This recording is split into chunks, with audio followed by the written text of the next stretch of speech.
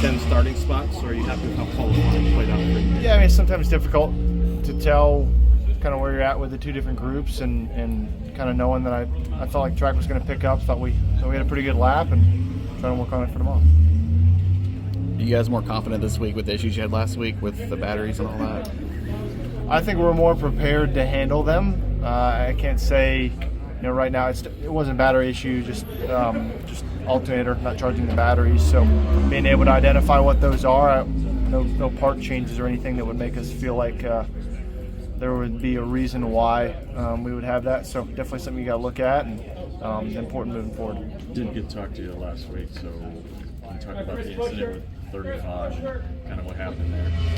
Yeah, it's kind of an unfortunate deal, especially if you're Riley, because I felt like kind of got jumbled up there off of turn 2 and got us all 3 wide, and spent the entire front straightaway kind of getting squeezed, and kind of just got shoved up into the 35 and spun them out. So on my end, there's nothing. I mean, probably was the first lap we spent side by side with Riley, so, and I have no issues with Riley either. So I hope that's somewhat clear to see that just a bit of a 3 wide situation gone wrong, and unfortunately, I feel like the lesson for me in that is, I'm the first one with an opportunity to lift to make it not 3 wide. I wasn't fully alongside of everybody, so with as far back as we were running the point in the race, it was probably the right thing to do, and especially if I would have known that we weren't going to be able to stay 3 wide for more than a corner. So I think that's the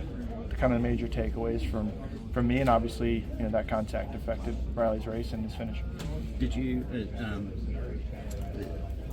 you didn't really have a lot of time to correct after? No, and it was kind of up into some marbles, it looked like, or almost. It was pretty slight contact from the 16 after, once we got an entry into the braking, and at that point you're braking into the corner, and the smallest margins, upset cars, and it's unfortunate that it happened. Do you worry that, like, because of what happened earlier this year, that people are going to look and say, oh, he ran into somebody on purpose? Yeah, I mean, I feel like that one's a bit of a stretch to look at and go, oh man, that's, he was out to get him, especially if you kind of look at what happened and what happened before that even got us 3 wide. So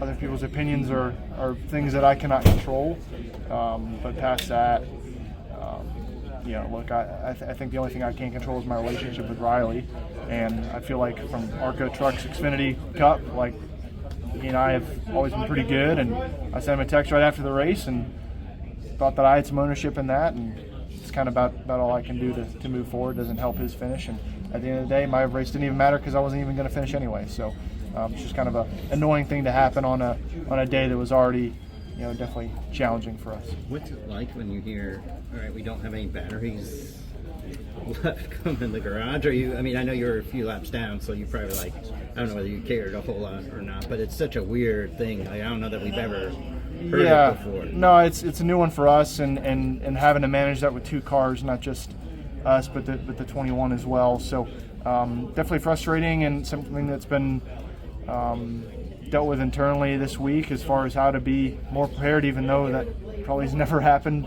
for our group before. But I think the most frustrating thing for me is that at that point, and it's early in the race that you find that out, is that you got to shut off everything. Brake fans, rad fan, driver cooling fans, driver air quality, all of it's terrible. And Martinsville is probably one of the worst places for that to happen, and to have to retire with only 30 laps left after suffering through that was probably the most frustrating thing about it on Sunday. So you're going in big time on the throwback stuff. You might have the best one here, but a lot of people, bring 19 cars don't have throwbacks. What do you think is the status of the throwback weekend as a whole? You obviously are into it. Should it keep going? Well, we got flamed as a company last year for not having any throwbacks. So I feel like this is definitely the best one I've ever gotten to run.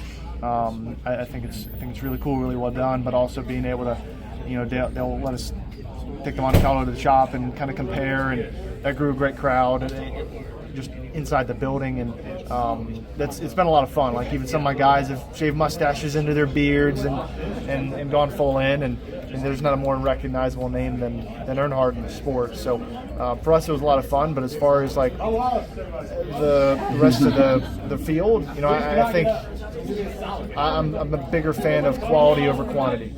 This is Custom Patch Hats. But what makes us custom? Well, that actually begins with you. We're just bringing your unique vision to life. No knockoffs, no lookalikes. Your design is one of a kind. We know hats, we know design, and we know quality. The proof? It's in our production. Hand-stitched with precision and care, with brands you know and trust. A one-of-a-kind patch deserves a one-of-a-kind treatment, all the way to your doorstep. It's how we keep it custom. Jared Haas with Frontstretch.com. Come back soon for more great racing videos. And if you like us, make sure to hit that subscribe button.